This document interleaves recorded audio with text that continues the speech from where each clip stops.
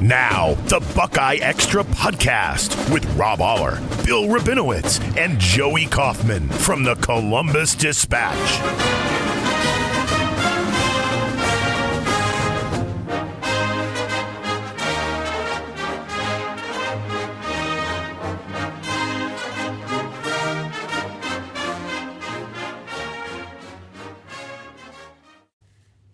Hello, everybody. Thanks for joining us on the eve of the Rose Bowl. It's our preview podcast for Ohio State and Oregon as the Buckeyes get ready to face the Ducks in the college football playoff quarterfinal. This is Joey Kaufman. I'm joined by Bill Rabinowitz and Rob Aller from downtown Los Angeles. Yeah, obviously a rematch of the October game that Oregon won 32-31. I think Ohio State had always hoped and thought they would meet Oregon again. They hoped and thought they would do it in the Big Ten championship game. Michigan said otherwise, but here they are.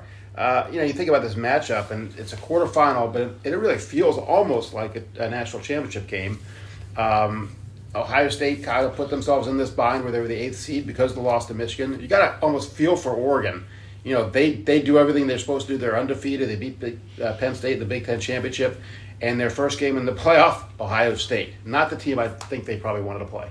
Yeah, I think it's two programs. They're pretty similar. I mean, back in the day, maybe a decade ago, it was like Oregon was this Pac-12 team that was all finesse and not tough. Right. And that has changed. I think that started under Mario Cristobal, and then it's, with Dan Lanning coming in.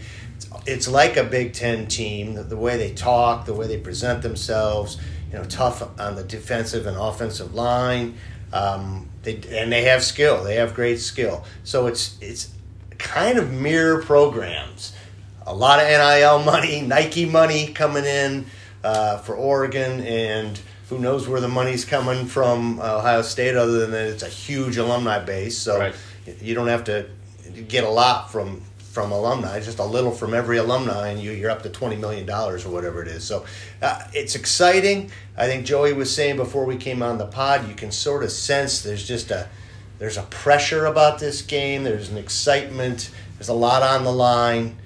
As Bill said, it feels like a national title. Well, we just heard Dan Lanning and Ryan Day at the podium, Yeah. the final head coach's press conference on the eve of the game, and you could tell both coaches are just eager to get to kick off, not really willing to reveal all that much. So the tension, the pressure is there of the game. And certainly the matchups are compelling across the board. We've seen it once in October, and it was a great game down to the wire, the final seconds. And it feels like that's what's shaping up here. It feels like this should be another really competitive game. I think you can make the case that these are the two best teams in the country. Ohio State hasn't always played that way this year, but the way they played against Tennessee, they looked like the best team in the country. So which Ohio State team is going to show up? The one that kind of, we only saw in spurts of greatness. God forbid we see the Michigan Ohio State, which I don't think we will. But, that's always out there. Look, they laid an egg in that game, and they redeemed themselves against Tennessee. This is a huge challenge. You've got two experienced quarterbacks, 11 years of experience between them, Will Howard and Dylan Gabriel, who we saw, just a silly little aside. So Dylan Gabriel was asked yesterday where he got his name from. Somehow his parents named him after, Bengals running back Corey Dillon, or so he said.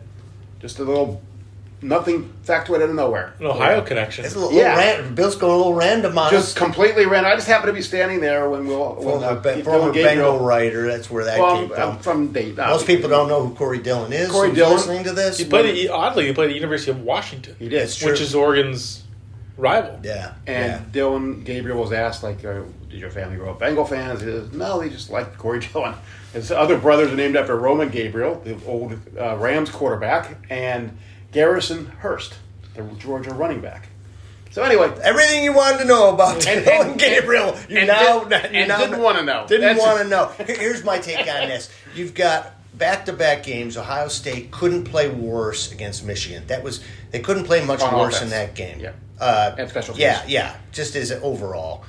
And then I think they maxed out. I'm not sure they can play. You guys can disagree. I'm not sure they can play much better than they did against Tennessee. They really look good on both sides of the ball. Yeah, there's a play here or there. So what do they need against Oregon? is playing in between those two enough to win this game? If they play not quite as well as they did against Tennessee and not as bad as they did against Michigan, can they win this game? I think they need a Tennessee performance to win this game. I don't think they beat Oregon if they play anything close to the way they did against Michigan. Well, no, I'm saying something between those two. I don't think that's good enough, but I don't think they will. I think Michigan's a whole other entity we've talked about and whatever. I'm just saying the fact that they didn't. Oh, forget who it was. Yes. The way they they can't play in the middle of that. They got to play closer to Tennessee than they did. Yeah, they have to.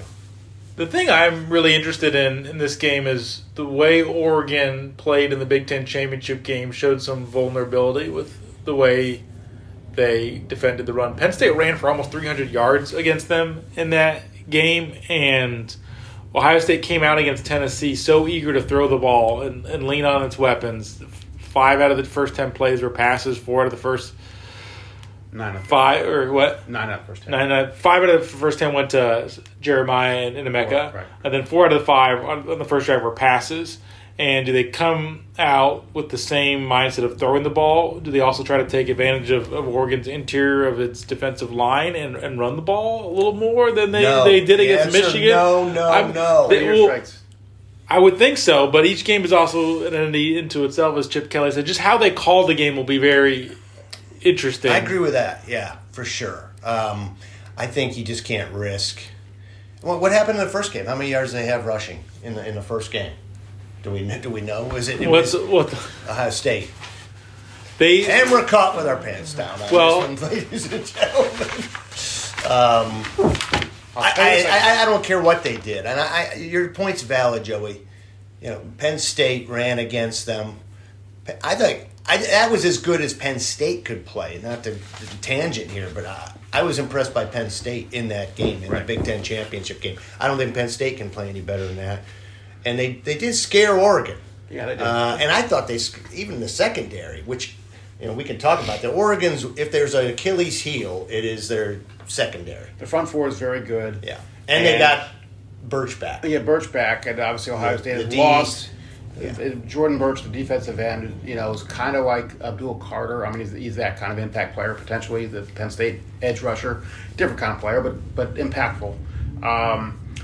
But Oregon's linebackers are good, not great. Secondary is smallish. They're not, that's where Ohio State has a big advantage. I mean, Jeremiah Smith is a big, physical, fast receiver. Oregon's DBs are not big. Emeka Egbuka is surprisingly strong and big. He's small in comparison to Jeremiah Smith. That's it. And everyone kind of forgets, Carnell Lake or Carnell Tate do this every time. Carnell Lake, the Steelers safety. Ricky Carnell Lake. Tate. You have 3 really good receivers, and you can throw to the tight ends and all that stuff. I remember Will Kazmarek caught that big pass, or maybe he didn't catch that big pass first drive of the game, but they have him back, and so it's this is not going to be 13-10. This is going to be, I would guess, in the 30s again. You wouldn't think, except Ohio State's defense. Yeah, I think offense. I think will score in the 30s. Well, the question is, and that's really in some ways the big question of this game was. I remember writing in the story at the time was Ohio State's defense was exposed as a mirage. Well, was that actually the mirage? That Ohio State played so badly that was not the real Ohio State defense. Every other game has been. If Ohio State plays on defense the way they did in October, they're going to lose. But if they play the way that they have at every other game, I like their chances. That is the matchup, because even if you look at Ohio State's schedule this year, they have not really faced a quarterback at the level and experience of Dylan Gabriel. Even in the first round game, you're playing a redshirt freshman quarterback. When you played against Indiana in November, he was experienced but limited in Curtis Rourke. Maybe Penn State and Drew Aller, but nobody really, I think, is in the class of Dylan Gabriel that Especially Ohio with State the receivers that he has. Right, and the playmaking talent. I mean, this is far and away the best offense Ohio State has faced this year, and it'll be the ultimate test of whether the changes they've made on defense work. They're re-engineering. I do think Tennessee was a good opener for them in the sense that game required them to line up quickly, to be prepared to face tempo. And Oregon doesn't run tempo the same way Tennessee does, but there are going to be moments in the game where Oregon will push the ball. And for Ohio State, having gone through the experience of lining up quickly in a matchup like Tennessee, I think will help them in this game, but still the combination of talent on Oregon's offense, and you have somebody like Dylan Gabriel, who's made 62 starts in his career. He's been starting as a college football quarterback since Ryan Day's been the head coach at Ohio State. NCAA record. FBS record. Yeah. And he's 24 years old. I mean, it's just a different kind of quarterback you're facing than anybody you faced all year. That said, and I agree with that, if you're an Ohio State fan, you might take some comfort that he was flawless in the first game. He played. He didn't make a mistake. Can he do that again? You've got to figure. Okay, this is the thing for Oregon.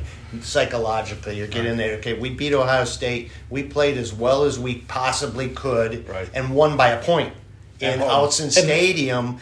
And Dylan Gabriel was great. And Dylan Gabriel, I think Joey and I have talked about this. You know, he's prone to make some errors. Now, he didn't in that game, especially in the red zone. In the red zone, so it has to go.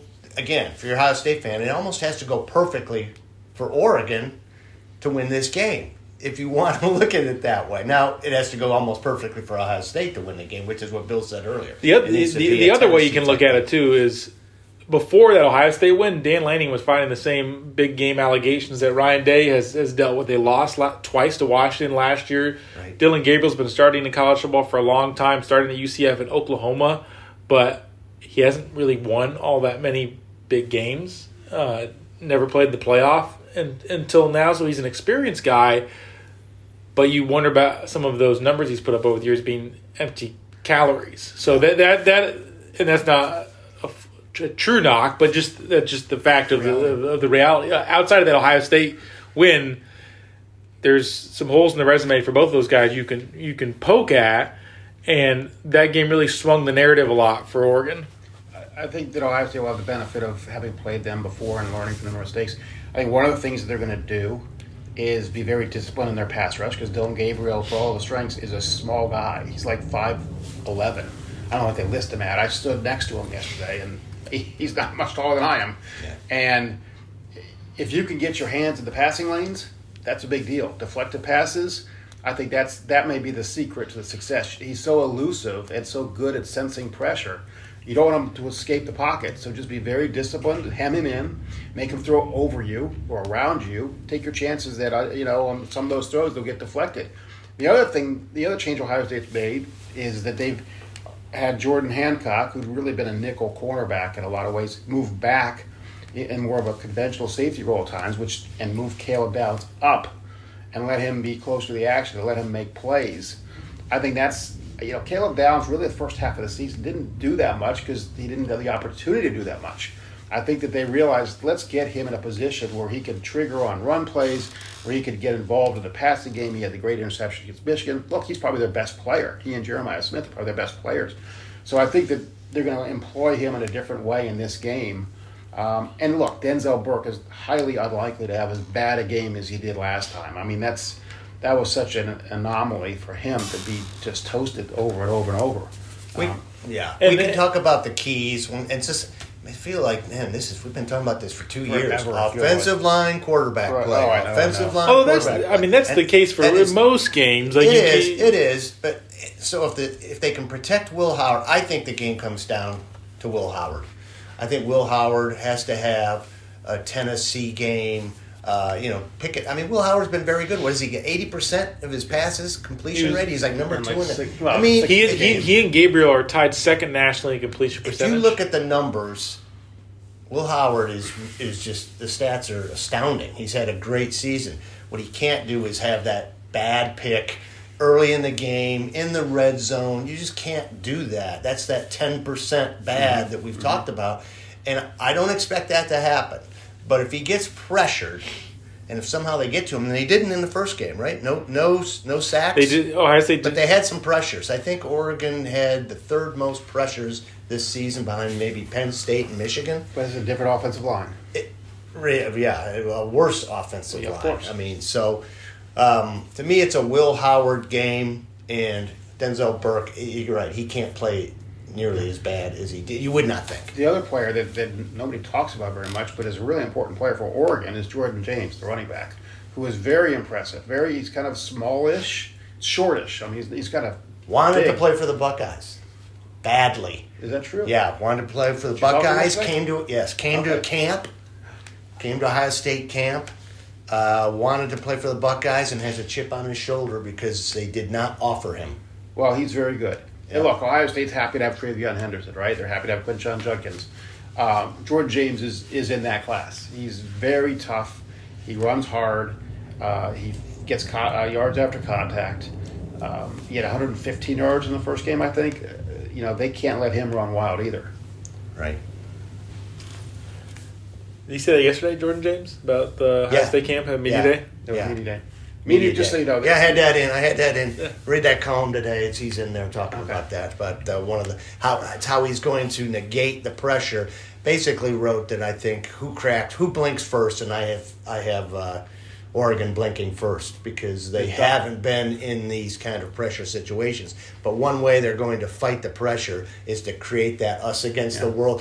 We heard it yesterday. It was like, we've been disrespected. I said, you're number one. You were number 3 in the preseason poll. Well, how are you disrespected? Ohio State is the team that's favored to win by the odds makers in this game. Right, so right. they can if they're really paying attention closely to point spreads, they could use that as an axe to grind. Just once, I'd like to see a team before a game say, you know what? Everyone loves us. Everyone thinks that we're going to win. Thank you so much. The old Miami Hurricanes, Bill. I appreciate that. Nice to meet you. Yeah. So they're gonna, they've got you create the momentum where you can, and that type of motivation where you can, and so there's some chip on the shoulder there. But I agree with you, Jane. I mean, he's impressive. He's a. And to your point, more reason to go to dispatch.com and read our stories. There you go, dispatch.com. Yeah. They do have a good offensive line, which is, I think, part of James's success. They do. And let's talk about Ohio State's offensive line just for a little bit. I mean, they went to a 3-guard rotation in the last game. It worked pretty well. Austin Cerebell was the swing guy. Luca Montgomery was left. Tevra Chavola was right. Cerebell played also. They were pretty good against Tennessee. Will Howard had really good protection. It's like with most quarterbacks. You give him protection, he'll pick you apart, especially with these receivers. Right. You get Jeremiah Smith on a crossing route against a linebacker, it's over. And so if he has time to throw, then I don't see how Oregon can stop him. But that's a question. Right. This could be the game where you look back on it and say Ohio State was operating on borrowed time with its offensive line. So you kind of feel like the way Could be. ever since really Josh Simmons, especially when Seth McLaughlin went down. I mean, I remember thinking when that happened, there goes the national championship. But, they could prove me wrong. Well, I mean, Tennessee's defensive line was supposed to be the Right, strength of that right. team, and the O-line of Ohio State held up. So I'm not sure Oregon's defensive line is any better. It's probably not. It's probably not, although they do have It's Burge. really good. Derek Harmon Harmon's is very really good. good at Yeah, the interior for they're Michigan good. State transfer. But that Tennessee's got a great great defensive line as well. And whether Oregon's a little bit better or not quite as good as Tennessee, I think they're still in the same weight class. And the way Ohio State gave Will Howard protection last game has got to be really encouraging for them at this stage. And they did block better in the run. I don't think Ohio State needs to be this overwhelming, dominant run team that rushes for 200 yards in a playoff win. That's not going to be their recipe for success.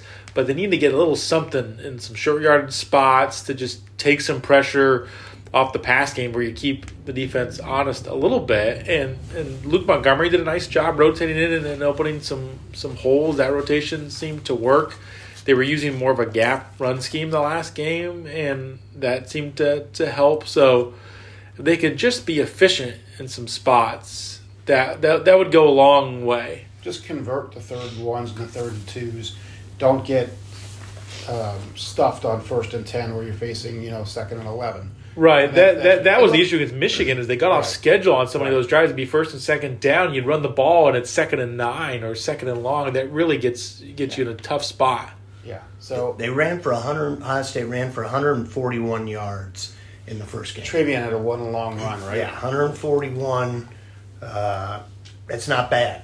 I No, was going to say they need. How much was on the one run? I don't have that, Is that but they had long? 33. They have 33 attempts, rushing attempts. I was going to say they need 150 yards rushing, and I would feel pretty good about your chances. A lot of those rushing, if you run for this, it's because you're ahead and then you're running the ball at the end to run out the clock, and that's where you get a lot of your yardage.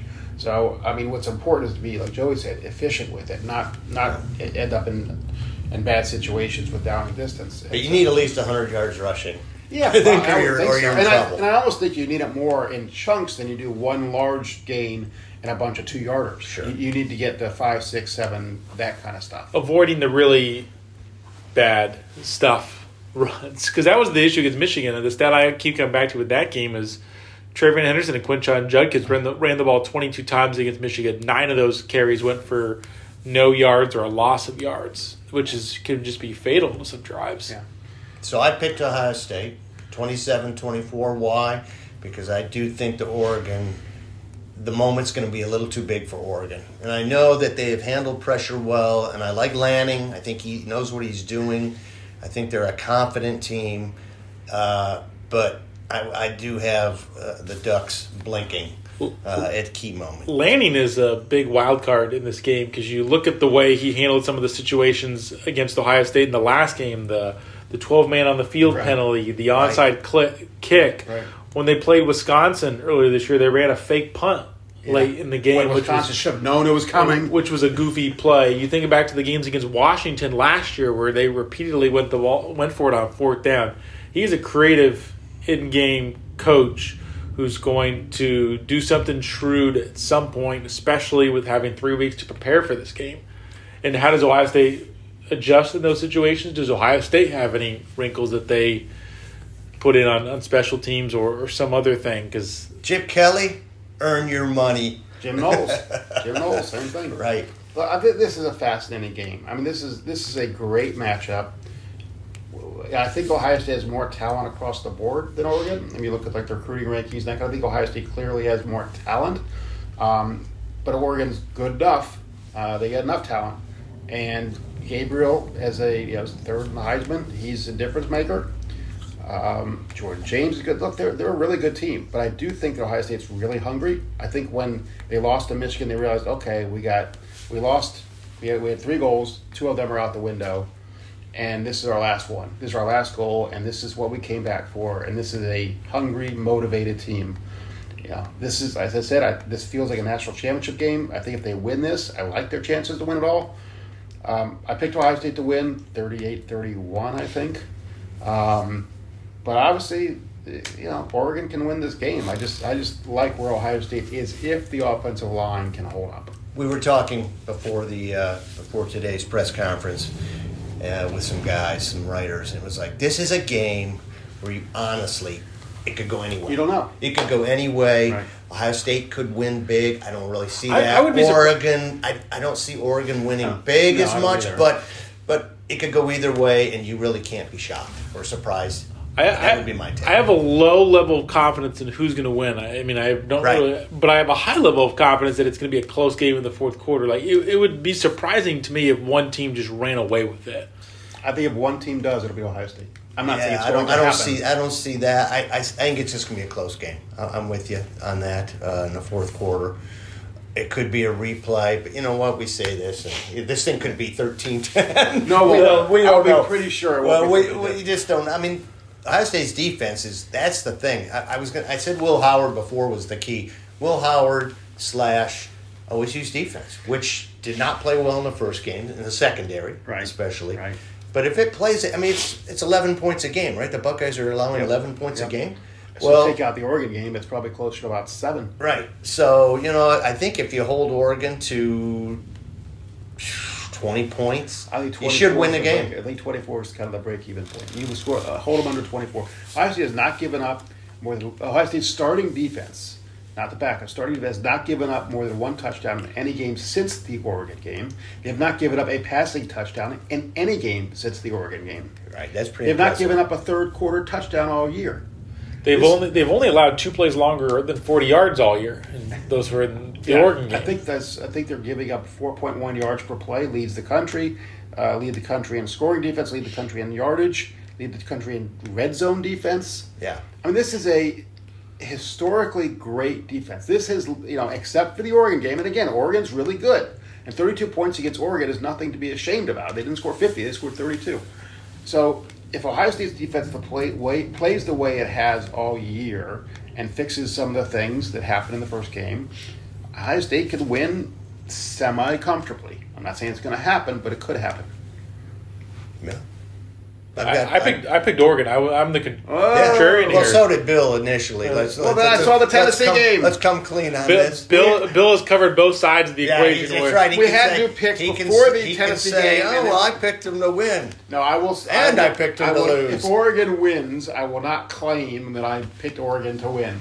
That's admirable. Of you. Yeah. I say we shall see on that one.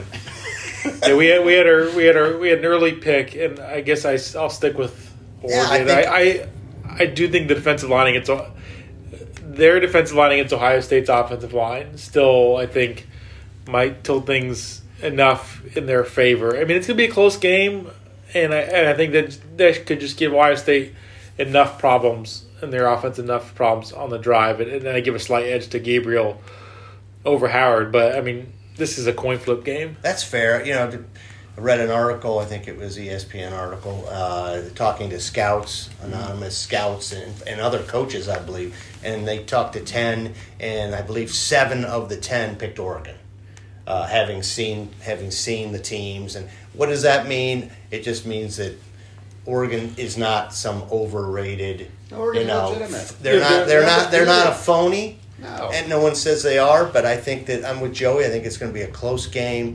I think it's going to be. It's hard to say. It's going to be a great game because it could be sloppy. We just don't know. The margins feel really important, just in terms of some of the fourth down decision making, some of the special teams plays, because these teams are really evenly matched, and who can draw something up really creative in a spot that tilts it. That's why it is an important game for Ryan Day.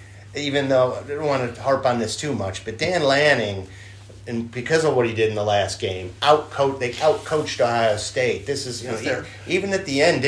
Wasn't that the game where late in the game there was a 12-man? Yeah, right? that was the famed 12. The famous 12 because it took time off the clock. But and Lanning gets portrayed as a creative genius since that game. But the other side of the coin is the Washington game.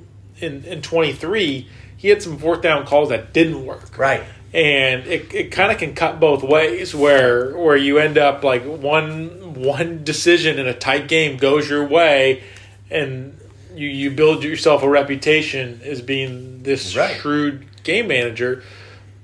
But there's a lot of narratives here. If Ryan Day can outcoach Dan Lanning, or just that they win. I know, but it's the game. It's within the game. The game within the game is, everyone's down. A lot of people are down on Ryan Day, not as many. But if Oregon wins, they're going to say, Dan Lanning outcoached him. You're going to hear that side of it. So you heard it after the first. You heard it, and it was true. I think, honestly. I think because how many in recent Ohio State games have you felt in a certain spot, a certain situation where Ohio State was really creative and just had this tactical maneuvering that gave them an edge? You look at the Penn State game this year, you look at the Indiana game.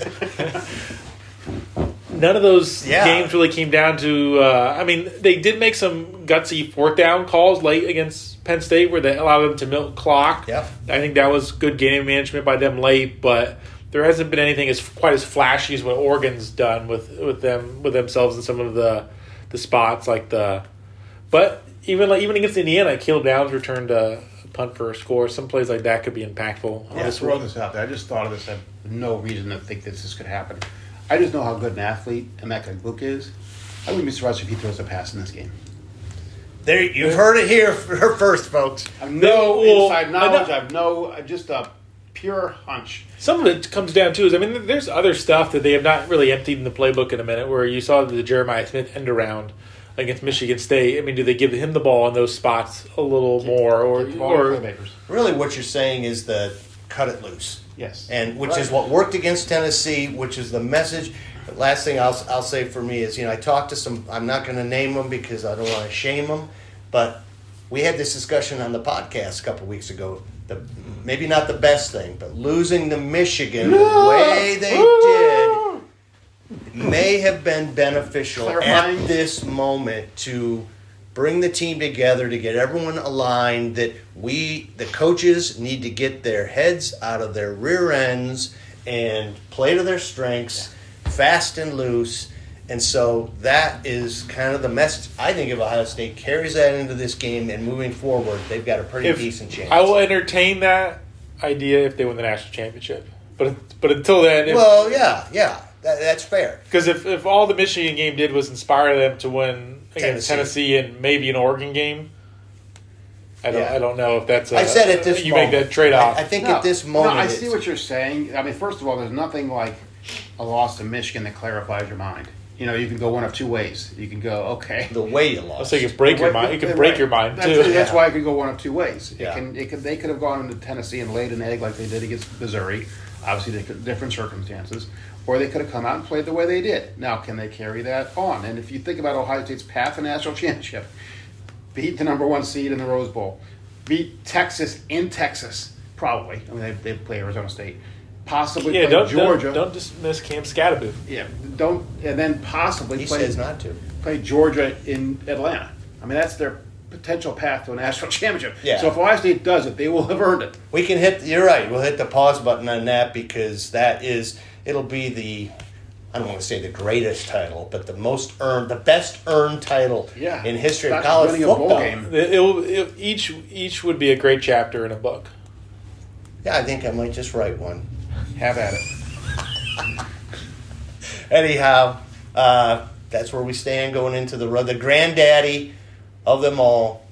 The sun setting on the San Gabriel Mountains At the end of the third quarter. At the end of the start of the fourth quarter. Buckeyes hope it doesn't set on them. On the season. There you go. It is fun. All the changes in college football, the expanded playoff, the Big Ten expansion, you still get a traditional Big Ten, Pac-10 Rose Bowl on January 1st Exactly. in the Rose Bowl. That is kind of cool. Yeah. And Ohio State's done well against Oregon in the Rose Bowl recently. Well, I guess it's not recent anymore. Not that recent. Yeah. Terrell Pryor's shining moment. 15 years ago. Yeah, 08. Wow, it was 15 years ago. Yep. 09. 09. Well, 09, 08's 10. Yeah. Yeah, so it was 15 years ago. Yeah. So. Well, thanks everyone for listening to us and joining us on this episode of the Buckeye Extra Football Podcast. And if you've been a listener throughout 2024, thanks for making us a part of your listening experience. Enjoy the game, everybody. As Rob says, Happy New Year. Happy New Year.